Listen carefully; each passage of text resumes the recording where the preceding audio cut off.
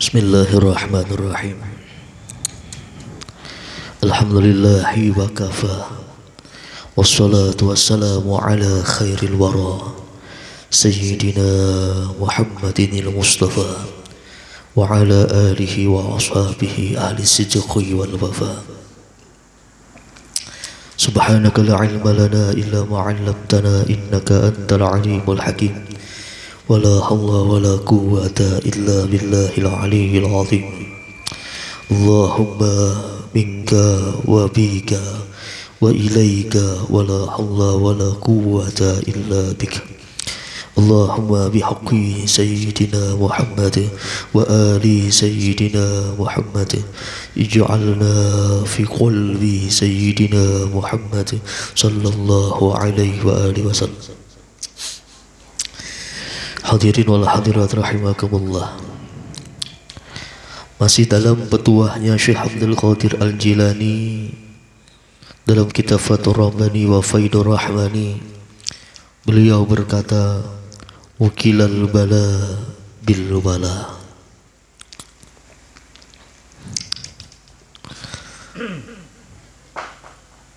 Wukilal bala bil bala. Diwakilkan bala ujian itu dengan sebuah kewalian. Diwakilkan bala ujian itu dengan kewalian. Alhamdulillah di minggu kemarin kita sudah membahas tentang bala. Dan insyaallah dalam kesempatan kali ini yang akan kita bahas adalah wala atau kewalian. Wukilal bala bil wala. Diwakilkan bala itu dengan kewalian. Hadirin wal hadirat rahimakumullah. Berbicara tentang kewalian mungkin sudah tidak asing lagi di telinga kita semua. Kita sering mendengar kata-kata wali. Bahkan di akhir zaman ini sangat banyak orang-orang yang mengaku wali padahal bukan wali. Banyak orang yang mengaku wali Allah padahal walinya syaitan. Itu ironisnya di akhir zaman banyak hal-hal yang demikian. Namun para ulama sufi mereka memberikan gambaran bagaimana itu wali, agar kita jangan salah persepsi, jangan salah orang. Siapa yang sebenarnya wali? Siapa yang sebenarnya wali Allah? Bukan walinya syaitan. Di antaranya ada sebuah pendapat dari seorang ulama sufi besar, kelahiran Fais Maroko pada tahun 846. Beliau bernama Syekh Jarruq. Syekh Jarruq. Beliau tokohnya Tariqah Syajiliyah atau Tariqah Syekh Abi Hasan Asy-Syajili. Syekh Jarruq ini nama asli beliau ialah Ahmad bin Muhammad Az-Zarruq. Diberi nama Az-Zarruq ini karena beliau itu memiliki mata yang biru. Mata beliau itu biru, tidak seperti kebiasaan banyak orang. Jadi diberi nama dengan Syekh Jarruq. Padahal nama beliau itu Ahmad bin Muhammad Az-Zarruq. Apa kata Syekh Jarruq? Al-wali yu'rafu bisalathin. Al-wali yu'rafu bisalathin. Wali itu diketahui dengan 3 tanda. Ada 3 tanda seseorang itu baru bisa dikatakan wali, kata Syekh Jarruq. Tanda itu uniknya di ujungnya itu huruf qaf semuanya. Huruf qaf. Jadi ujung tanda itu semuanya berakhiran qaf. Al-wali yu'rafu bisalas. Tanda-tanda 3 macam itu uniknya di ujungnya itu pasti di akhir huruf qaf. Apa kata Syekh Jarruq? Wali dikenal dengan 3 tanda. Pertama, isarul haqq. Isarul haqq. Tanda yang pertama seseorang mendapatkan predikat wali itu, kata Syekh Zarruq, harus isarul haqq, mengutamakan Allah. Dia menjadikan Allah Subhanahu wa ta'ala menempati rating yang pertama di dalam hatinya. Dia lebih mengutamakan Allah dari segala yang lainnya.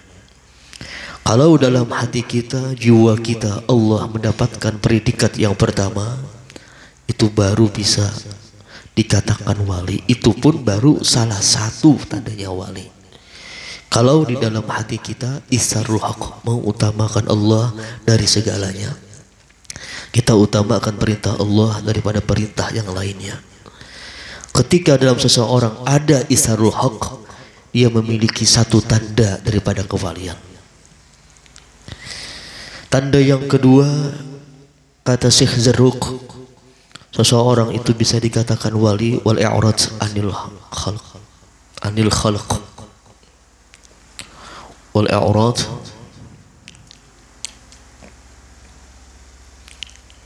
anil khalq,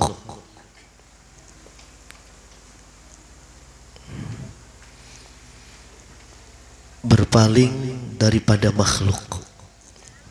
Isarul haqq wal i'rad anil khalq, berpaling daripada makhluk.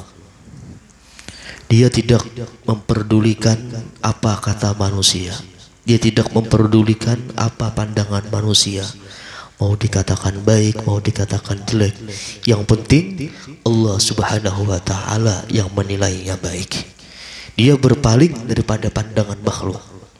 Dia hanya mengutamakan al-haq, berpaling daripada khalq, makhluk. Ini tanda yang kedua, kata Syekh Zarruq, setelah isarul haq wal i'rad anil khalq wal tizawul sunnah bisidq wal tizamus sunnah bisidq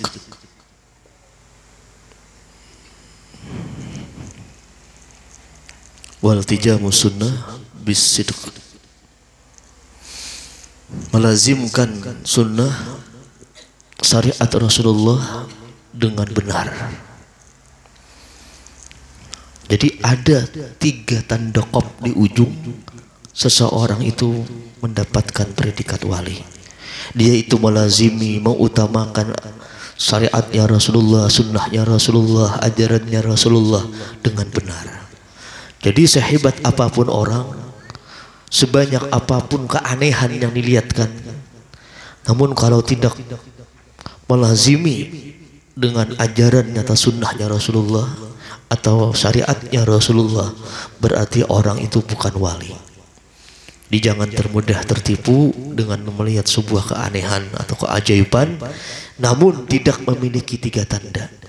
Tidak ada isarul haqnya, i'rad anil khalqnya, namun tidak melazimi syariatnya atau aturannya, sunnahnya Rasulullah dengan benar. 3 tanda ini barulah dikatakan wali yang hak, bukan wali syaitan. Ini waliullah, bukan walinya syaitan, kalau memiliki 3 tanda. Dan tanda ini harus ada dalam hati, harus memiliki 3. Al-wali yu'rafu bisalasin. Ini menurut pendapatnya Syekh Zarruq. Ada lagi kalau kita mau lihat pendapatnya Al-Quran di surah Yunus ayat 62-63. Versi wali di surah Yunus ayat 62 dan 63 ada. Apa kata Allah Subhanahu wa ta'ala?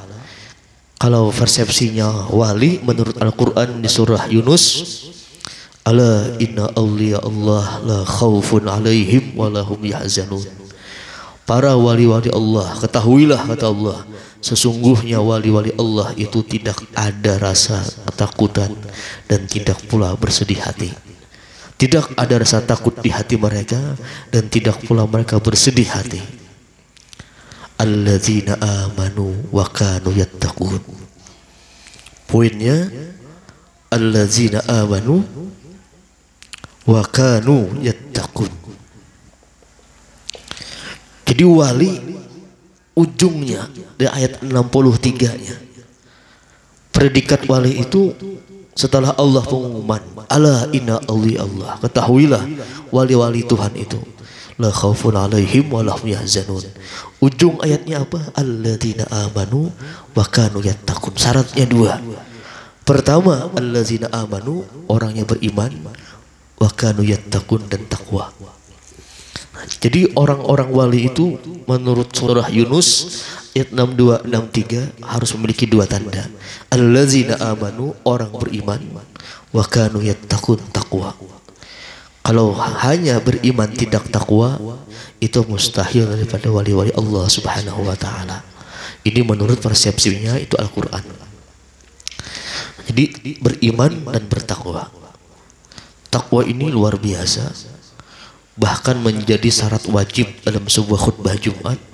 Kita disuruh berwasiat dengan sifat takwa.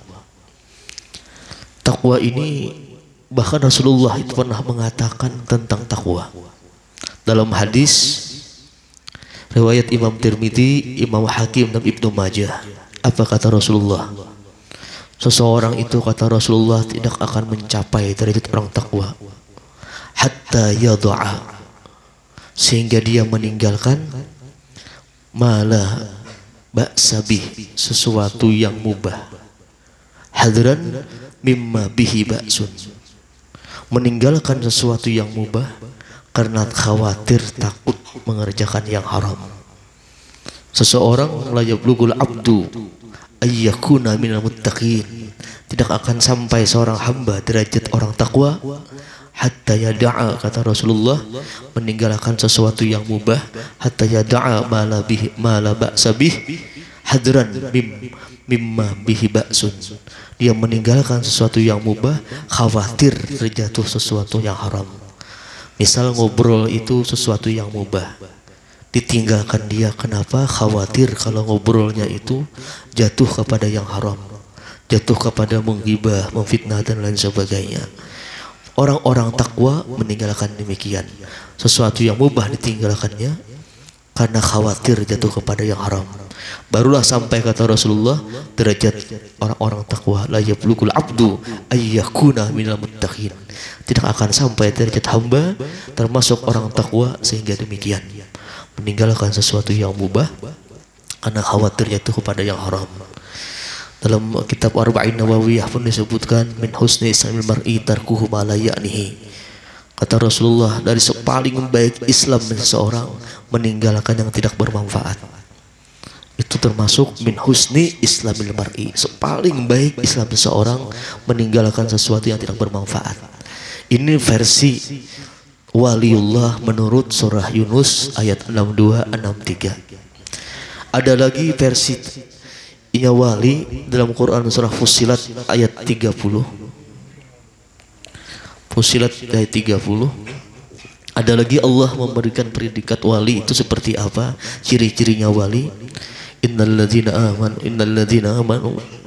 Allah mengatakan surah Fussilat ayat 30, innalladzina qalu rabbunallah summa istaqamu tatanazzalul malaikat alla takhafu wa la tahzanu wa abshiru bil jannah allati kuntum tu'adun. Kalau kita lihat di surah Fussilat ayat 30, ada Allah mengatakan wali itu seperti apa. Allah nyatakan, innalladzina qalu rabbunallah summa istaqam, orang-orang yang mengatakan Tuhan kami Allah, rabbunallah summa istaqam, Tuhan kami itu Allah, kemudian istiqamah. Jadi wali itu orang yang istiqamah. Di surah Fussilat ayat 30, predikat wali Allah berikan, orang yang innalladzina qalu rabbunallah, orang yang mengatakan Allah Tuhan kami, summa istaqam, istiqamah. Kalau demikian, tatanazzalul malaikat, turun malaikat di hadapannya, turun malaikat kepadanya, Allah takhafu wa la tahzanu, jangan khawatir, jangan takut, jangan sedih, kata malaikat. Wa absyiru bil jannah, beri kabar gembira dengan surga. Allati kuntum tu'adun, yang mereka dijanjikan. Ini persepsinya wali menurut Quran surah Fussilat ayat 30, orang yang beriman dan istiqomah. Dan masih banyak lagi tanda-tanda wali yang disebutkan oleh Al-Quran dan juga para sufi. Yang jelas mereka itu mengutamakan Allah, berpaling daripada makhluk, serta kokoh memegang dan menjalankan syariatnya Rasulullah Sallallahu Alaihi Wasallam. Barulah orang tersebut mendapat predikat waliullah yang hak, bukan wali syaitan. Hadirin wal hadirat rahimakumullah. Al-Imam Ibnu Athaillah As-Sakandari, beliau itu pernah mendengar gurunya mengatakan Syekh Abul Abbas Al-Mursi. Jadi gurunya oleh Ibnu Athaillah As-Sakandari, beliau memiliki guru yang bernama Syekh Abul Abbas Al-Mursi. Guru beliau itu pernah mengucapkan, apa kata Syekh Abul Abbas Al-Mursi? Kata beliau, mengenal waliullah itu lebih sulit daripada mengenal Allah. Mengenal waliullah itu lebih sulit daripada mengenal Allah. Karena kata Syekh Abul Abbas Al-Mursi, mengenal Allah itu jelas keagungannya, juga jelas kemuliaannya, jelas keelokannya, jelas keindahannya. Berbeda dengan mengenal waliullah. Karena waliullah itu dia makan, dia minum seperti kalian. Tanda-tandanya sulit, karena para waliullah ini mau makan, mau minum, dan lain sebagainya. Berbeda dengan Allah. Allah itu jelas, kata beliau, keagungannya, kemuliaannya, serta kejalalan Tuhan jelas. Berbeda dengan waliullah, tersembunyi. Mereka tersembunyi karena sifatnya itu sama seperti manusia yang biasa. Mereka mau makan, mau minum, dan lain sebagainya. Ini kata Syekh Abul Abbas Al-Mursi, sulit untuk mengetahui waliullah dibandingkan mengenal Allah. Karena Allah itu sangat jelas dengan sifat-sifat dan kemuliaannya, sedangkan makhluk Allah itu, waliullah itu tersembunyi dengan sifat kemanusiaannya. Bahkan terkadang ada waliullah itu yang sengaja menyembunyikan kewaliannya. Dia sengaja berpakaian seperti orang biasa supaya tidak dikenal kewaliannya. Banyak demikian. Banyak para awliya Allah yang sengaja menyembunyikan kewaliannya.